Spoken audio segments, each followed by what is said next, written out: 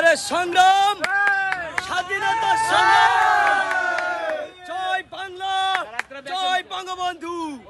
শুনে রাখো, সারা বাংলাদেশের জন্য কথা বলতেছি আমি, ভাইরাল চিডর। আজকের গোপালগঞ্জ নয়, বাংলাদেশ বঙ্গবন্ধুর জন্য। যেই বাংলাদেশে বঙ্গবন্ধুর কোনো অস্তিত্ব থাকে না, সেই বাংলাদেশে কোনো সরকারের যোগ্য নাই। যেখানে মাননীয় প্রধানমন্ত্রী শেখ হাসিনা কথা বলতে পারে না, সেখানে আমরা জিয়াকে মানি না। যেখানে বঙ্গবন্ধুর কন্যা শান্তি আনতে পারে না, সেখানে আর কেউ আনতে পারবে না। এই বাংলাদেশ প্রধানমন্ত্রী শেখ হাসিনা উন্নয়ন করেছে। একমাত্র প্রধানমন্ত্রী নেত্রী হওয়ার যোগ্য বাংলাদেশে।